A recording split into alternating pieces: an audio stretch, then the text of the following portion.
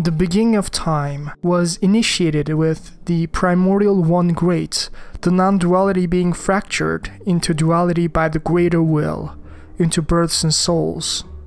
The most primordial duality of them all, existence and non-existence, were formed, life and death by the greater will.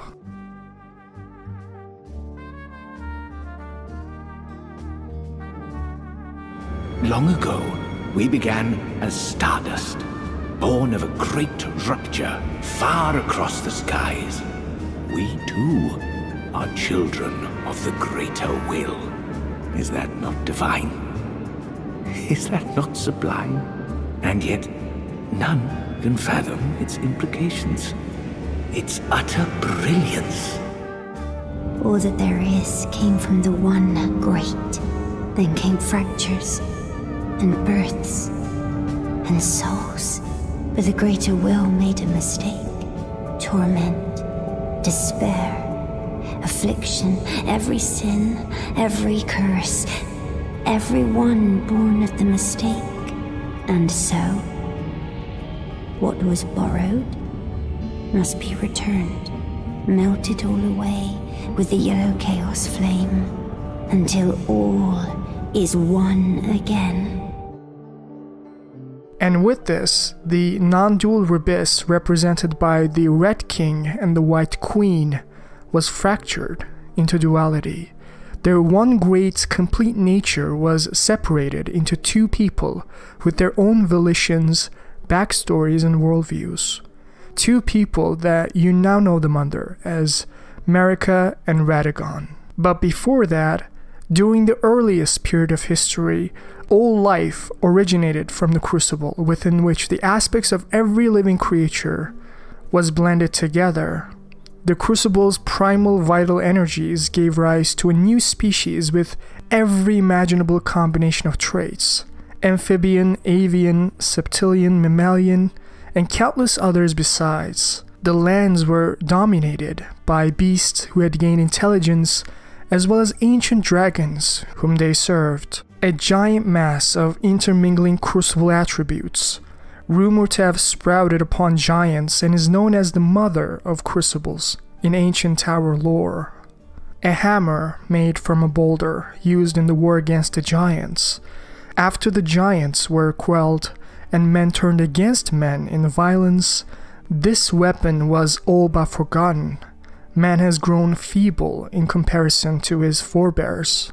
The beasts were not the only beings that lived in these lands, as the primordial duality the greater will fractured existence into was elegantly reflected within these lands as fire and ice, life and death.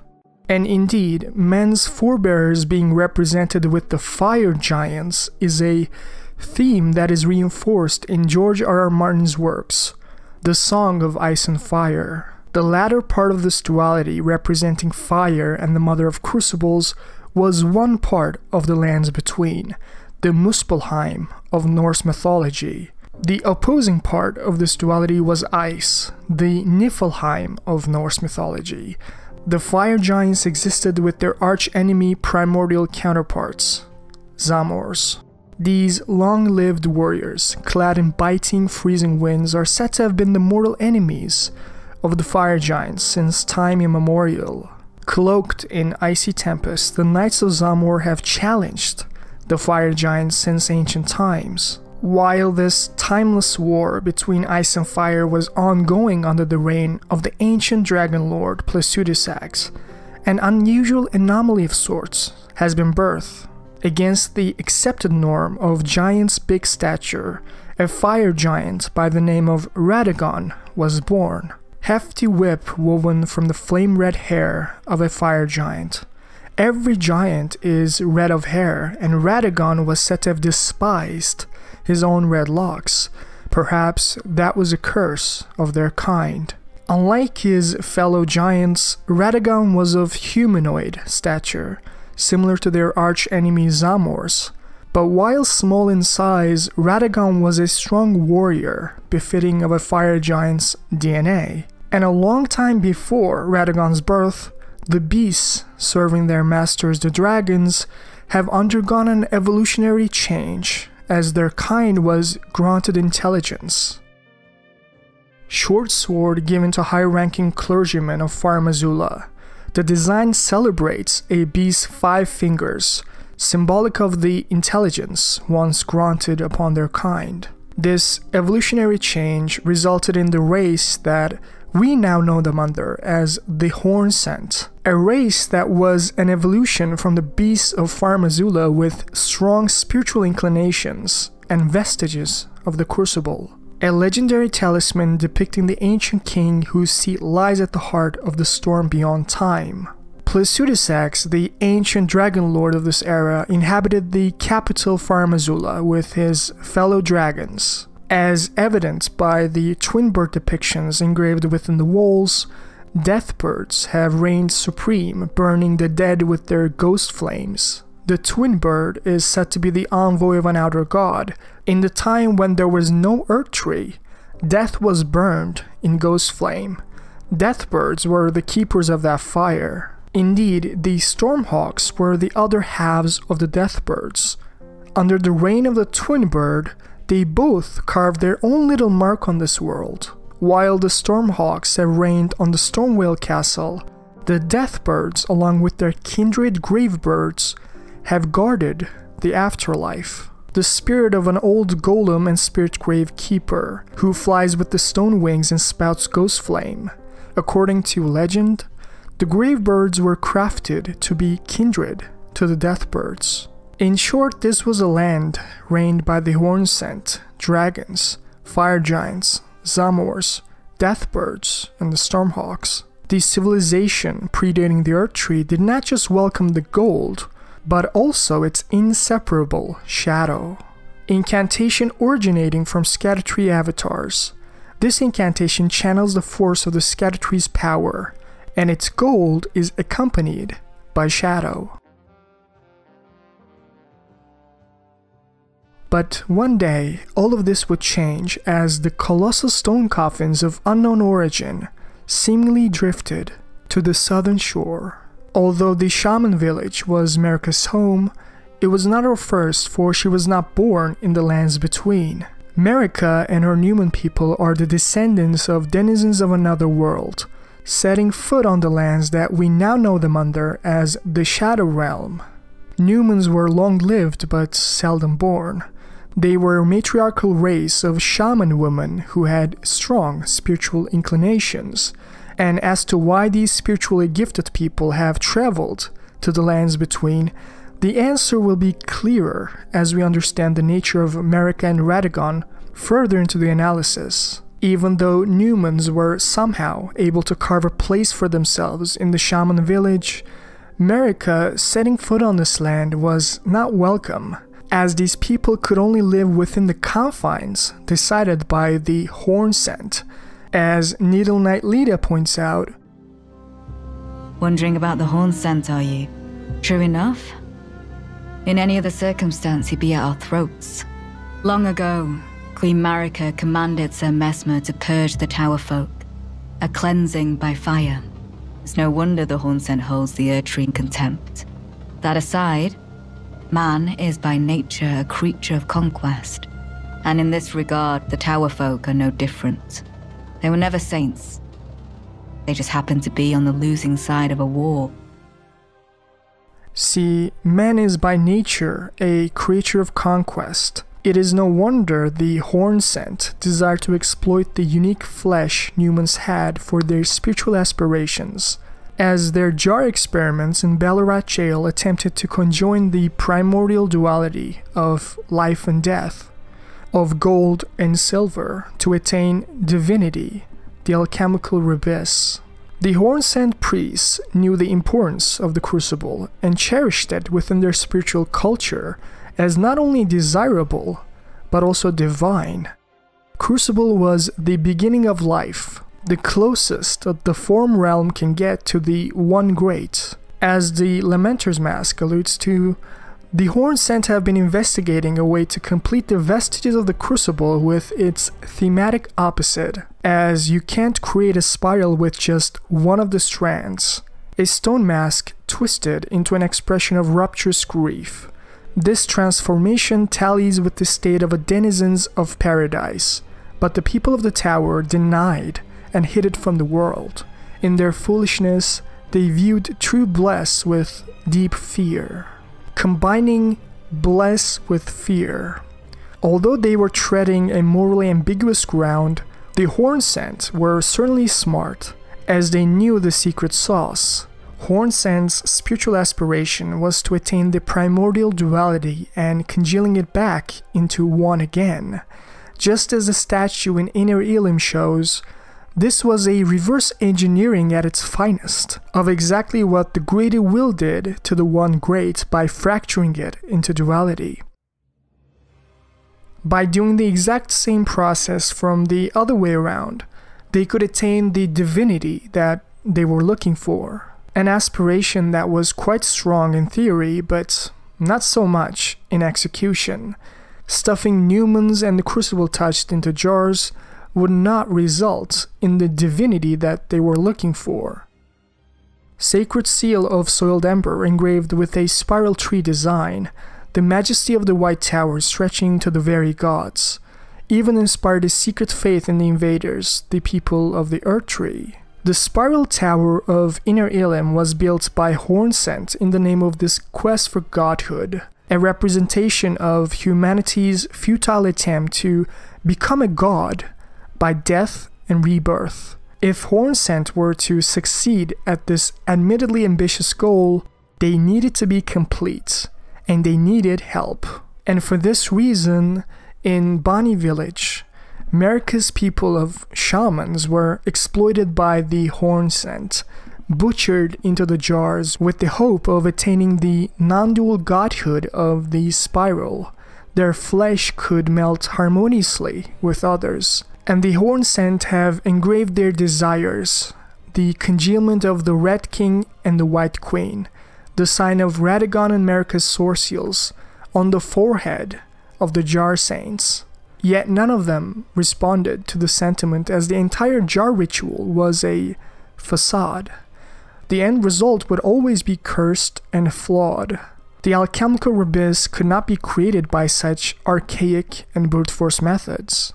In other words, tragically, Marika's people were butchered for no reason. And before we go forward, let's step back a bit to investigate what Radagon and Marika have been doing all this time. Before the Hornsent invaded the shaman village, Marika's path converged with Radagon. Even if he was a fire giant himself, Radagon was undeniably similar to Marika.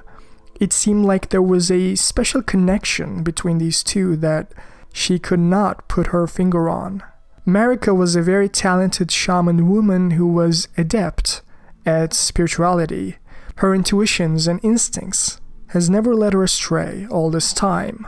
Radagon was also allured by the shaman Marika, as after spending decades with his giant brothers, Radagon was relieved to see a kind woman that he could have a conversation with.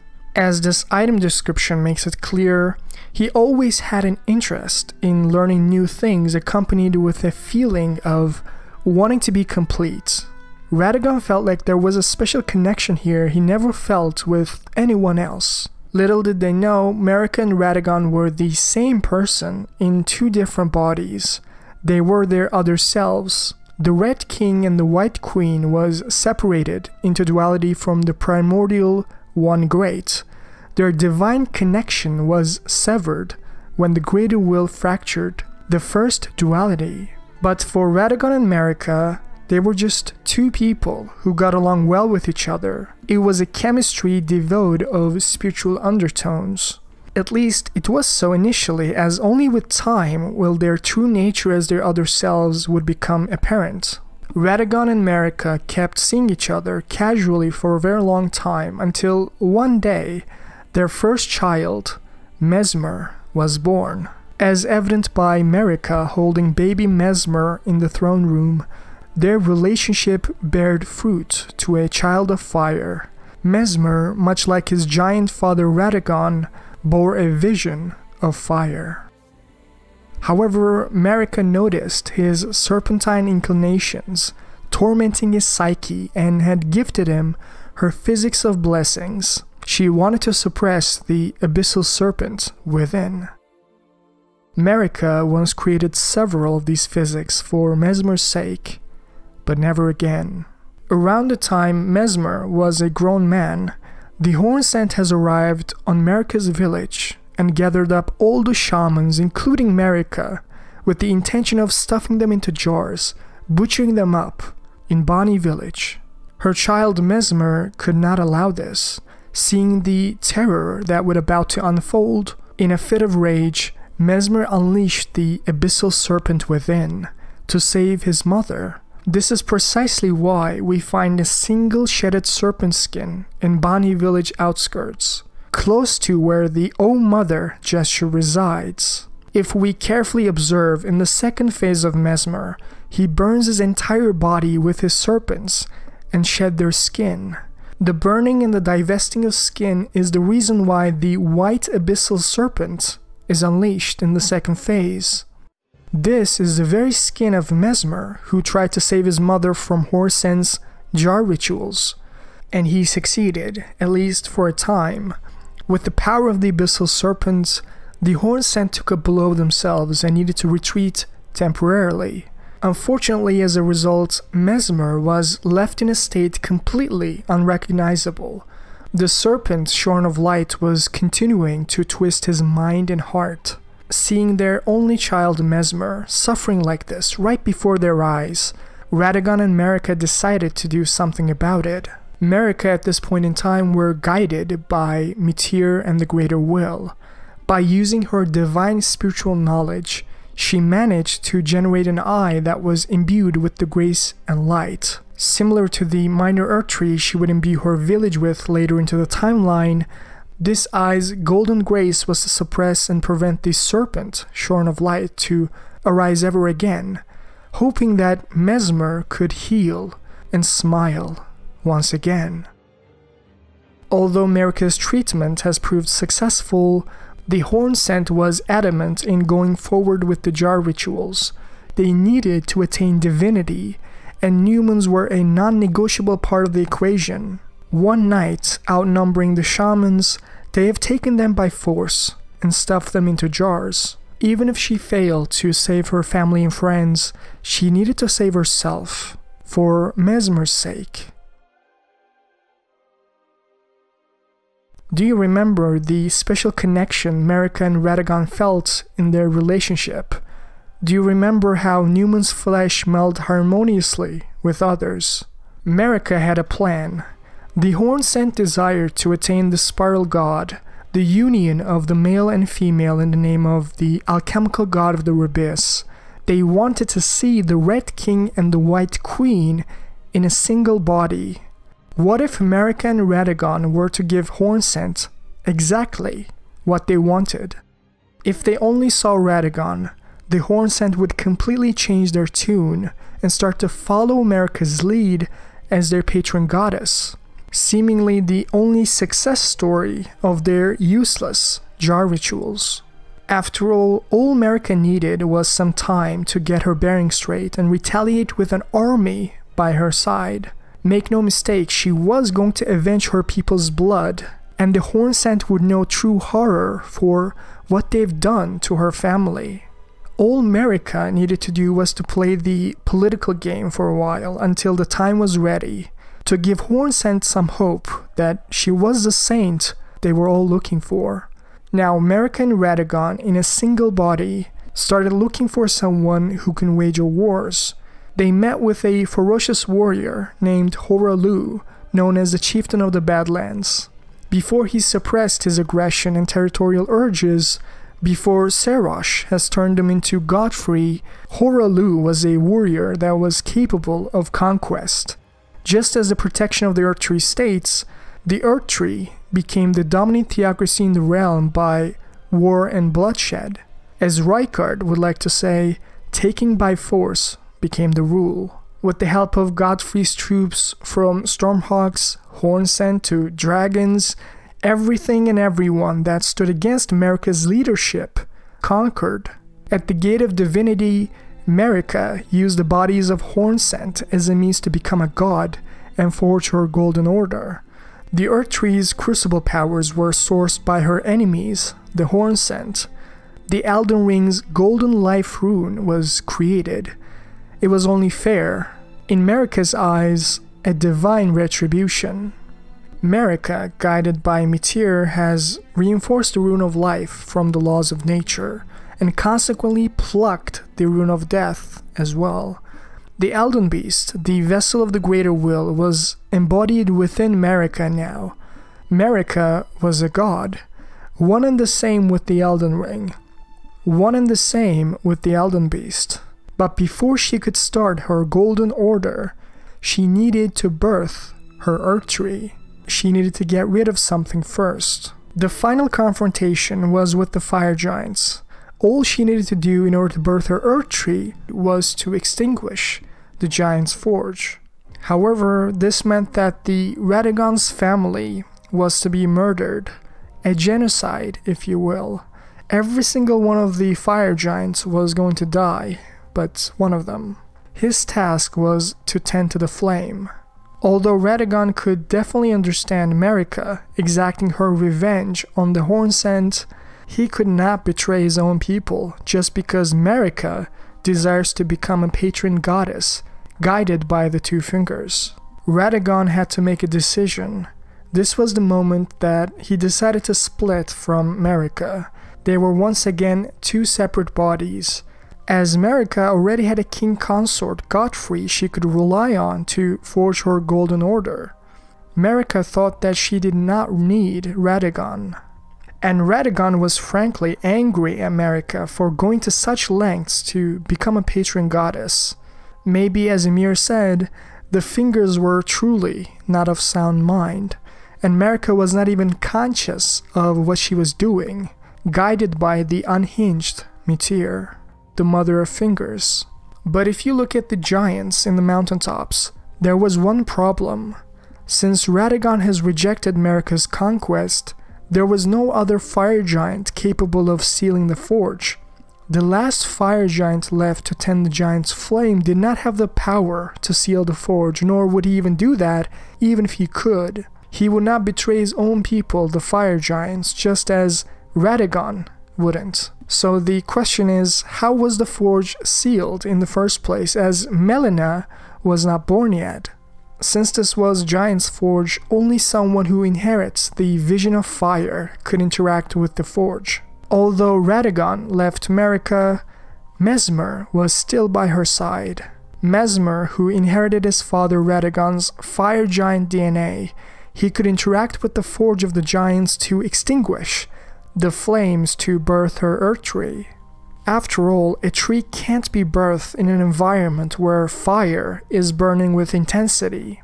The giant's flame needed to be extinguished if Marika wanted to reign an order glistening with life. As evident by the Smithing Stone 7 description, at the end of the Giants' War, Marika's Erdtree was born. The Erdtree didn't exist before then.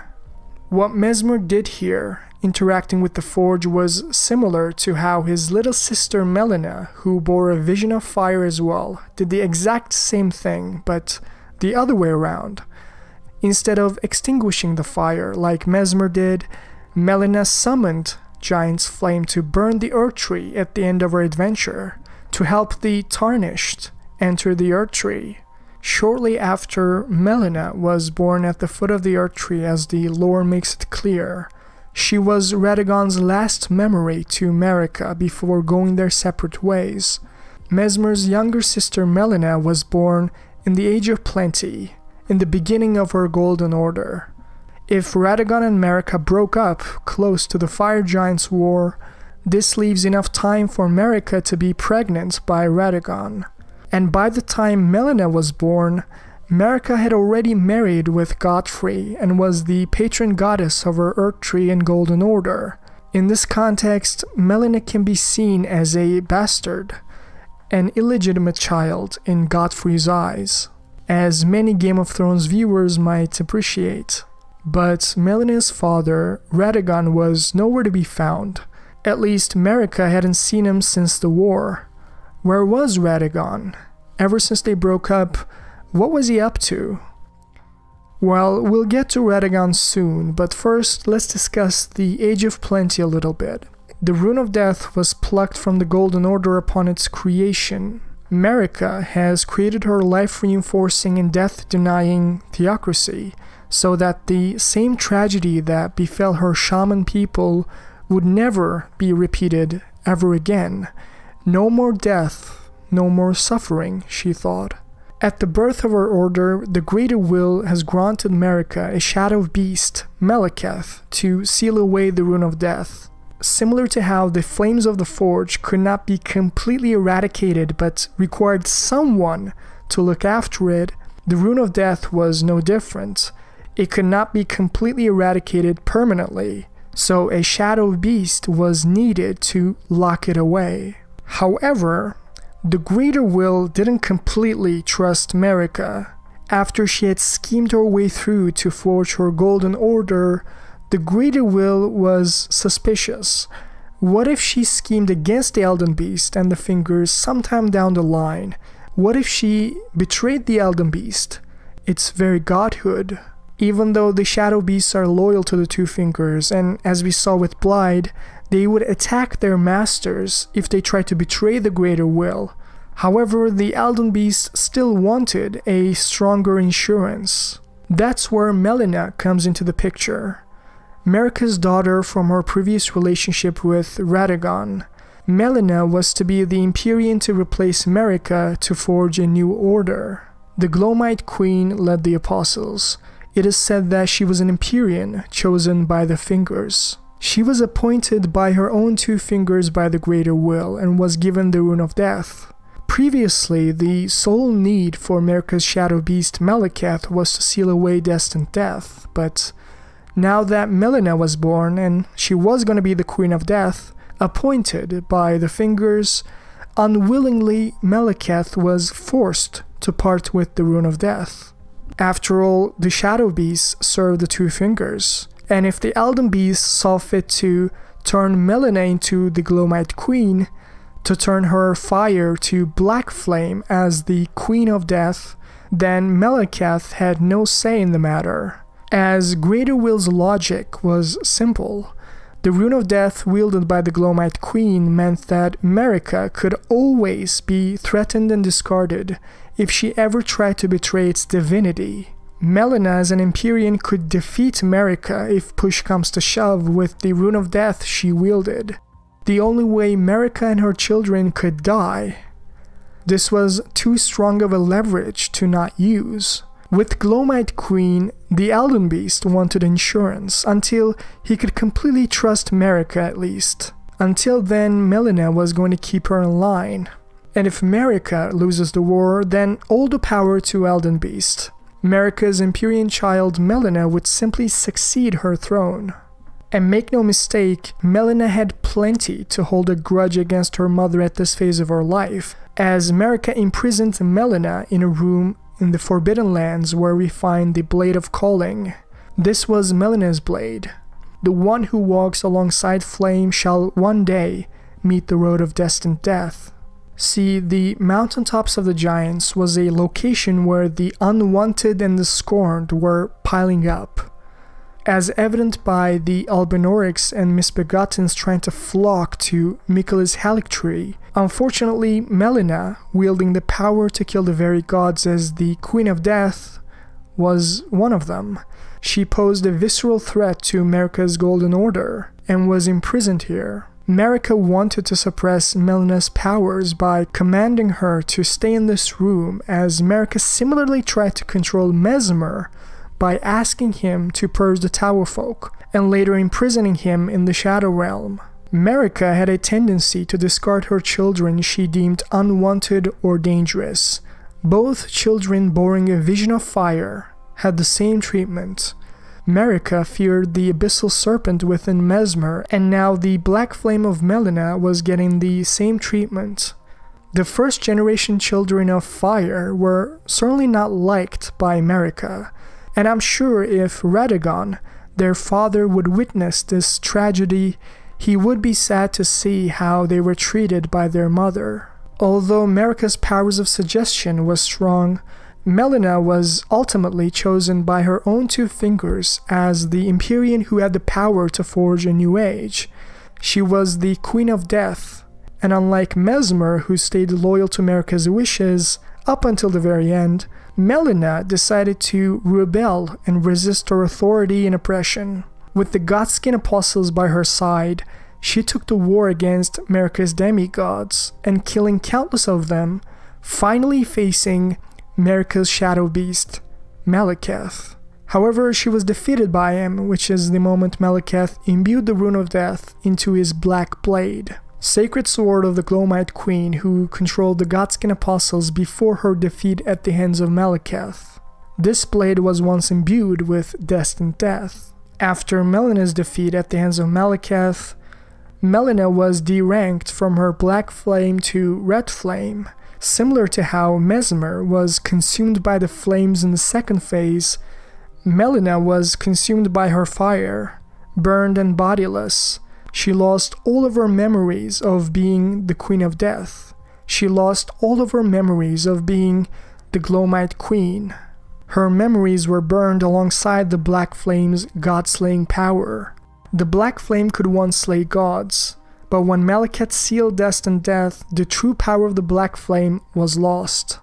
Now, Melina's identity as the Glowmite Queen was only a sealed memory in her mind, as she was now your average kindling maiden. Melina may not be imprisoned in a shadow realm like Mesmer, but make no mistake, she was imprisoned just the same. Her purpose was all but lost. Yet her relationship with her mother Marika would be rekindled strategically after the Shattering. But that's a tale left for our Glowmite Queen lore analysis. For now, let's come back to Radagon. What was he up to all this time? Weapon made from an ordinary stone brick, wielded by a laborer who led a rebellion and later became a champion himself. Even among the other bludgeons of its size, this weapon is especially weighty. The strength of a giant is required to wield it. After Giant's War and Marika's genocide on his people, Radagon wanted nothing to do with Marika and her Golden Order. He believed that an order made up by the corpses of its people could not represent something he could get behind. He rejected everything, yet, as we all do, Radagon needed a job to feed himself. So he became a laborer in Stonewall Castle. As a fire giant himself, he was very good at smithing and forging. This brick hammer, which required a giant's strength to wield, was always by his side. But unable to suppress the hatred within, Radagon decided to lead a rebellion as mentioned in this item description. As Radagon was all about justice, after what happened to his family at the hands of Marika, he could not allow the Misbegottens in Castle Morn to suffer like this. The Siege of Castle Morn, a lone hero fights for his vengeance, only to fall at the hands of Lord Godfrey. The storied sword of Castle Morn, a revenger's weapon, it is burdened with oceans of anger and regret. A lone surviving champion from a country now vanished was so determined to continue fighting that he claimed the swords of an entire clan of warriors. When we first find Irina, she says, "I've escaped from Castle Morn to the south. The servants there have rebelled. Filled with hatred for every one of us, they have since come for every one of the companions I escaped with. They haven't spared a soul." Someone was riling up the servants of the Castle Morn. Remember the Leonan Misbegotten we get the bladed greatsword from? Their kind were once regarded to be Radagon's children in cut content. This lone hero was Radagon. To further strengthen this conclusion, the brick hammer states this person later became a champion himself after leading the rebellion. This hammer is said to require the strength of a giant to wield it. Who do you know is a giant himself and simultaneously is regarded to be a champion? Exactly. There's only one person that satisfies both conditions, Radagon. He led the rebellion in Castle Morn as the sole hero and was later defeated at the hands of Godfrey, Marika's husband. Being kin to the giants, forging was in his blood, and with the brick hammer in hand, he took the blades of his fallen foes and forged them into the grafted blade greatsword to continue fighting. Leonine Misbegotten was intentionally placed by Miyazaki at Castle Morn to be an echo of someone we actually know quite well, a young Radagon at his most unrefined. As Radagon was filled with vengeance for what Marika did to his people, the Fire Giants, he was angry at Marika for letting him down. He wanted all the scorned and cursed to regain their rightful glory. That was the entire point of the rebellion. Radagon's attempt at honoring the Fire Giants that he wasn't able to save. However, Radagon's dream died when Godfrey defeated the surviving champion. With Marika's orders, Godfrey spared him and brought him into the capital. At this point, Radagon was imprisoned and utterly defeated, both soul and body. He wanted to do something for the injustice, but was defeated by his former lover's husband. It was pathetic. Either he was going to reject compromising on his ideals and die an honorable death, or take it on the chin and try to forge a new life for himself as a Golden Order warrior. Since becoming a lone surviving champion leading such a rebellion requires a lot of skill in the arts of war, and neither Godfrey nor Marika could say no to having such strength by their sides, especially considering the forces of Lindell was in active war against the Carians at this phase in history. Although Radagon didn't have a tangible plan for his future, at least he was no longer imprisoned. It broke his heart to see Marika holding Godfrey's hand, but he had to move on with his life. His job helped him to take his frustration out of his enemies. As a capable warrior and a champion, Radagon led the Liurnian Wars while Godfrey, Marika's Elden Lord, suppressed his aggressive urges, taking on Serosh on his back. He needed to conduct himself befitting of a lord, not a warrior, which meant Radagon was filling a void that was very much appreciated within the army. Ironically, both Marika and Godfrey relied on him. And on that fateful day, at the head of a golden host, Radagon met Renala in battle and was instantly struck by her beauty. As his entire life, he wanted to be complete, to find his other self. And it looked like Renala was his moon that was to complete his sun. As the alchemical rebus goes, Radagon thought that Renala was the one he longed for, his Marika, if you will. Through the union of moon and fire, of Renala and Radagon, Radahn, Rykard, and Ranni were born. You can see the giant heritage in Radahn's stature and red hair.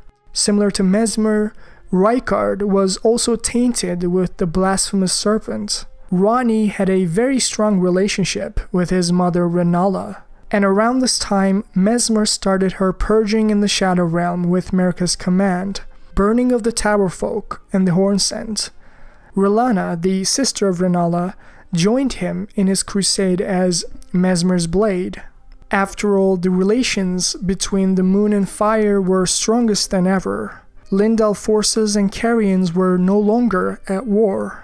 Radagon was no longer Marika's champion, but the husband of Renala. Although Marika didn't want Radagon to leave her command, she also could not stop Radagon from leaving, as their relationship with Radagon ended tragically, and not allowing him to forge a future with Renala would be selfish and look bad on her image. Godfrey, as her husband, could easily say, "Do you still have feelings for Radagon?" Which would be a fair question, a question that Marika would not be able to answer. As just like Radagon, Marika was also trying to move on from that relationship. However, she could not deny that she still had feelings for Radagon. After all, that's precisely why Marika didn't execute Radagon on the spot after his rebellion on Castle Morn. She understood Radagon's frustration and suffering. She was partly to blame for the state Radagon was in. She couldn't ask Radagon to stay as she had to respect his wish to be with Rennala. After all, she was holding Godfrey's hand in marriage herself. It would be very hypocritical of her to stop Radagon from doing the same thing. Just as she did, Radagon had the right to move on with his life. And from outside in, Radagon looked very happy with Rennala. Radahn, Rykard, and Ranni all looked very healthy at the time, especially considering the disappointments that were Mohg and Morgott, as Godfrey failed Marika in producing strong heirs for her golden lineage. It is true that she loved Godwyn the Golden, yet Marika was starting to feel regret for her decision, for making Godfrey her king consort. Mohg and Morgott were an utter disgrace to everything that she stood for. They were shackled under the sewers because of their crucible nature. The horns protruding from their eyes were triggering Marika's trauma each time she looked at their faces. Marika still didn't accept that part of her past, what the Hornsent did to her people, and as a result of not accepting the whole of it, whether graceful or malign, her crucible-touched children, Mohg and Morgott, paid the price, being forced to live their entire lives in darkness, imprisoned below the sewers like monsters. As strong and capable he was, Godfrey wasn't Radagon. That intimate connection wasn't there.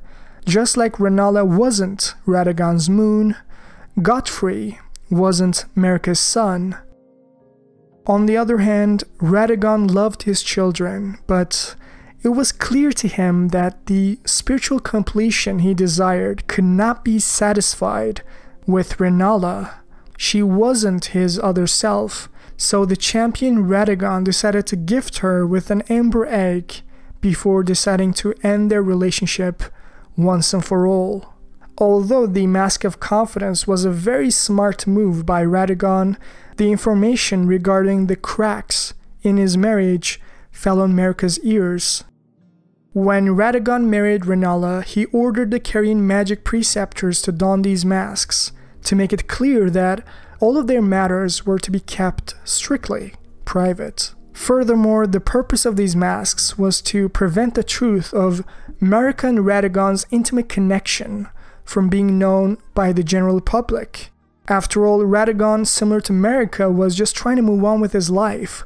He did not want further drama or controversy. He wanted to live the remainder of his life in peace. Yet, despite the Masks of Confidence, Marika learned Radagon had his doubts about Rennala. In her mind, this was good news, but she also knew Radagon was too prideful to come back if Godfrey was still around as her Elden Lord. Marika needed to find a way to get rid of Godfrey in a way that would not pose a problem in the future. Maybe something like sending Godfrey and his Tarnished on an honorable mission outside the Lands Between.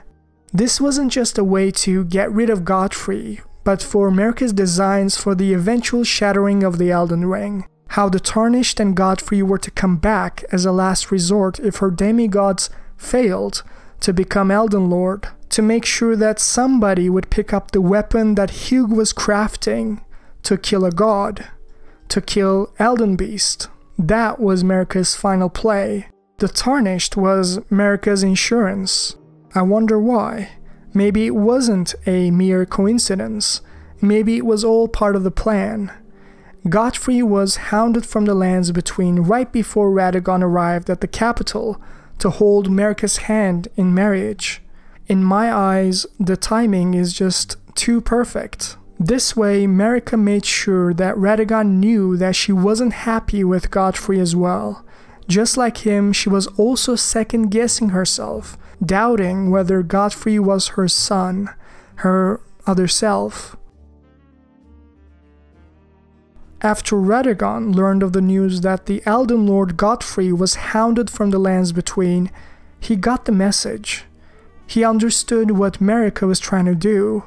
She was subtly hinting Radagon to come back to her home, to Marika's side, to come back full circle to where it all began, in Shaman Village, holding their baby Mesmer together, their first child.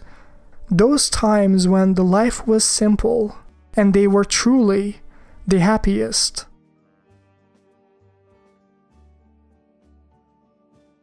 Marika bottled up lots of guilt and regret for what she did to Radagon's people, the Fire Giants, through the Castle Morn Rebellion, for putting him through so much pain and suffering when all Radagon wanted was to live his days with her, through thick and thin, facing the world as one, together. But Marika betrayed him with Godfrey. Although Radagon was sad, angry, and frankly disappointed, he always understood Marika's reasons. At the time, Marika needed someone who could get the job done, someone who could get his hands dirty. As Rykard would say, taking by force became the rule. Godfrey fit the bill at the time, did what Radagon couldn't do, and won Marika's wars. The Earth Tree became the embodiment of order. She became a god, she achieved her ambitions, established her Golden Order as the patron goddess. But at what cost? After arriving at the capital, Marika and Radagon decided to start from scratch, a clean slate, to mend their relationship, and this time it was going to be different. Unlike before, they were on the same page, trusting each other completely. At least, that's what Radagon thought. The fire giant Radagon and the Numan origin Marika, representing the moon, were conjoined that night. The sulfur and mercury, the fire and ice. They became one as a single body, with the hope of creating the alchemical god of the abyss. On that fateful night he arrived on the capital, the single god twin prodigies, Malenia and Miquella, were born. Miquella and Malenia were both the children of a single god. As such, they're both Empyreans, but suffered afflictions from birth. One was cursed with eternal childhood, and the other harbored wrath within. O Radagon, Leal Hound of the Golden Order, thou art yet to become me, thou art yet to become a god. Let us be shattered both, mine other self. Marika was asking Radagon to become one, to become a single god. In fact, this is precisely why Miquella and Malenia were special in comparison to Mesmer and Melina. Although all of them are Radagon and Marika's children, only Miquella and Malenia were born of a single god. That was why they were prodigies. When Mesmer and Melina were born, Radagon and Marika inhabited two separate bodies, and were yet to become one, as alluded by the bedchamber description. Marika clearly says, thou art yet to become me, thou art yet to become a god, telling Radagon that they are not yet one. This is why Malenia and Miquella are special. They have arisen from the conjoinment of fire and moon.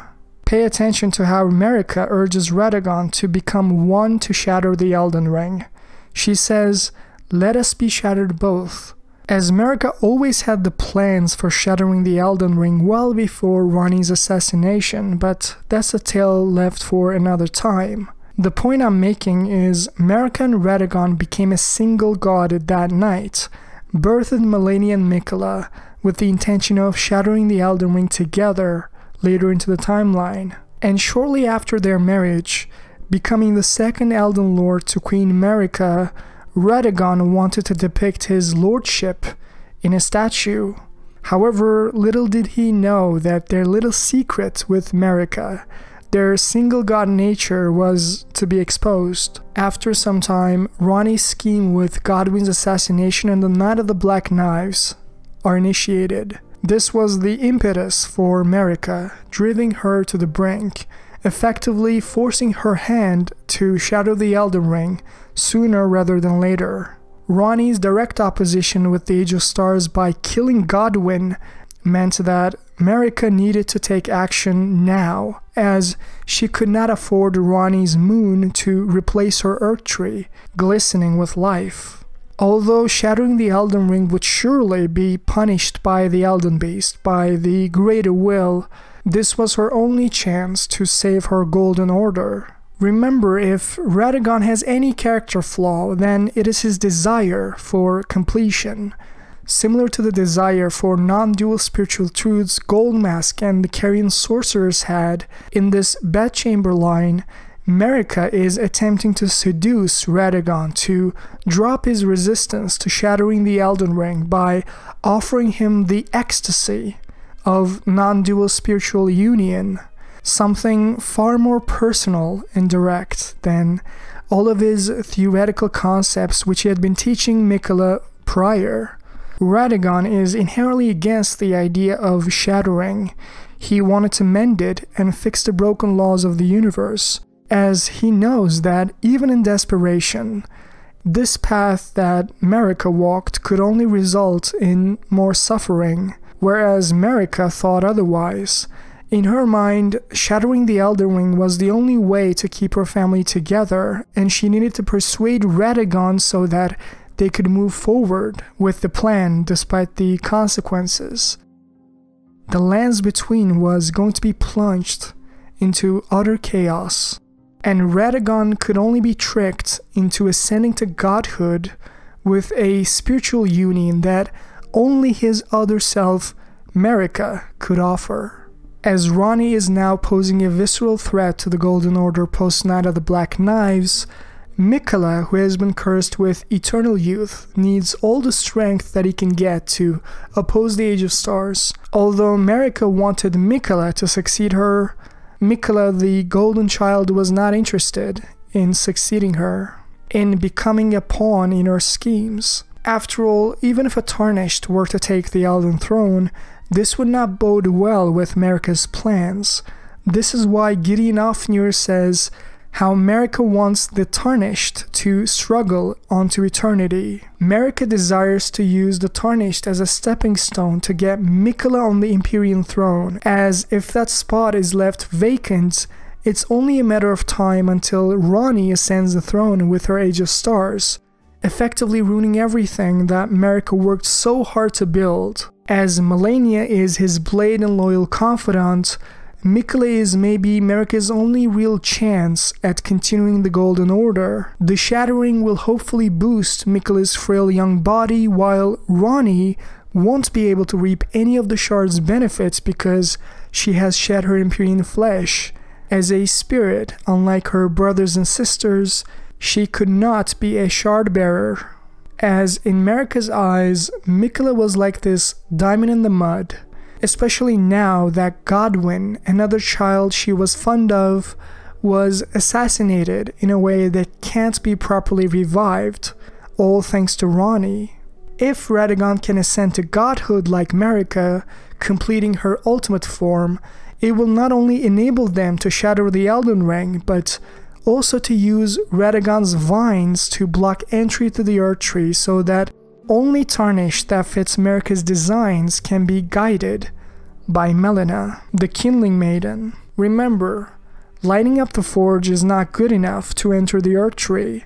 Radagon's vines were impenetrable until the black flame that has the power to kill gods were restored by releasing the Rune of Death after Maliketh's defeat. Radagon was not a god before the Bedchamber's quote. Marika explicitly said that he was not yet a god.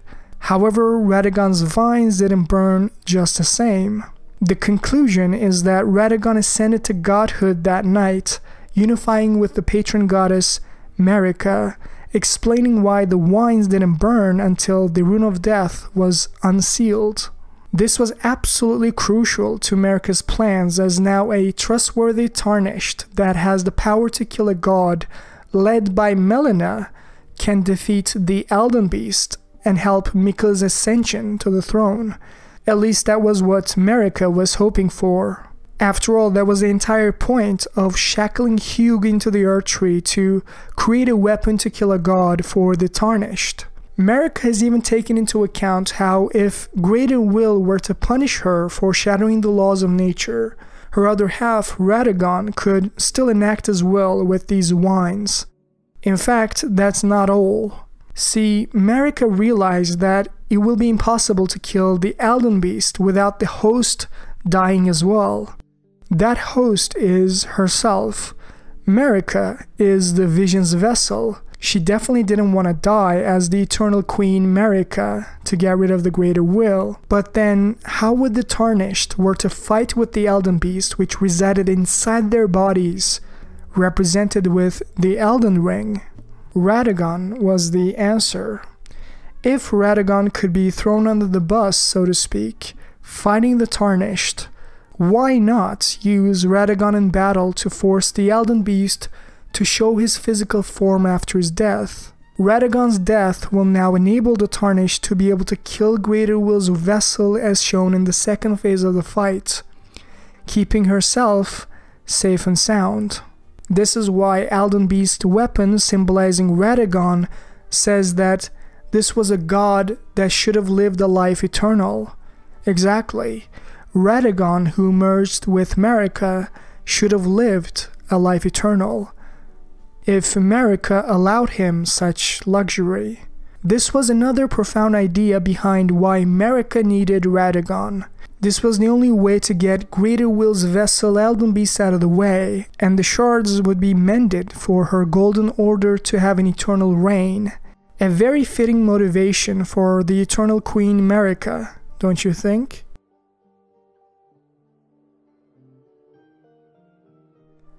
As written in the alchemical lore, mercury is the passive component, while sulfur is the active one. Marika is punished and reverted to her passive form, while Radagon with his wines not only actively prevented entry to the Earth Tree, but fighting the Tarnished, who is there to challenge his lordship. Radagon was merely manipulated by Marika, as the plan was Radagon's death from the beginning so that the Elden Beast could arise for the Tarnished to kill him with the weapons that Hugh Smith. All of these plans were for the pernicious thorn in Marika's side, for the Elden Beast to be killed, and her Golden Order having an eternal reign after she passed on the torch with Miquella. At least, that was Marika's hope. However, the reality is very different. The fact of the matter is that Miquella does not agree with her loving mother Marika on a great many things. He doesn't think the Omens and the Crucible Touched should be imprisoned below the sewers, but actually have their own rights to life, like everyone else, motivating the safe haven Miquella has created in the Haligtree, a place for these beings to peacefully coexist in harmony without being attacked by Lindal forces left and right. In fact, his father Radagon helped Miquella in his Haligtree project, encouraging him by gifting the Carian Knights to his aid from his previous marriage with Rennala. The fact of the matter is that however much Marika desired for Miquella to continue with the Golden Order as the unalloyed Golden Child, he wanted to do his own thing. Miquella doesn't want to be the mouthpiece of the Greater Will in a world where the Rune of Death is sealed and the balance of existence is unnaturally disrupted. I can hardly believe it. He's divested himself of his very eye. Tender Miquella's eye is no mere morsel of flesh. It is a vessel of soaring grace, proof of his Empyrean lineage. I wonder, does Miquella the Kind intend to sever his very birthright, his fate as a child of the Erdtree? The Crucibles scorned and repressed. Miquella, although understanding her mother Marika's desire to create an eternal epoch glistening with life, he knows how unsustainable, unnatural, and illusory an existence without death is, without the Crucible is. How the origins of this land needs to be reinstated back from the suppressed depths of the Golden Order, as that was the only way this broken land could be fixed in the deepest sense, to do, as psychologists would like to say, shadow work in confronting one's inner demons and repressed side, paving the way for Miquella's journey into the shadow of the Erdtree. We have started this episode with Ymir, and I think it's only fitting that we end it with him. In Buddhism, there's an idea of seeing things as they are in meditative practice, piercing the illusion of existence to experience a greater truth in terms of one's consciousness. So let's see who Ymir thinks has accomplished this level of insight. The conceits, the hypocrisy of the world built upon the Erdtree, the follies of men, their bitter suffering. Is there no hope for redemption? The answer, sadly, is clear. There never was any hope. They were each of them defective, unhinged from the start. Marika herself, and the fingers that guided her. And this is what troubles me. No matter our efforts, if the roots are rotten, then we have little recourse. Ever young Miquella saw things for what they were. He knew that his bloodline was tainted, his roots mired in madness. A tragedy if ever there was one. That he would feel compelled to renounce everything when the blame lay squarely with the mother. I personally hope that you enjoyed this episode, as I really enjoyed making it myself. Give it a like, subscribe, and share with a friend. Don't forget to click the bell, as my next video will be very interesting, and I wouldn't want you to miss out on it. Please let me know your thoughts in the comments below, and as always, thanks for watching.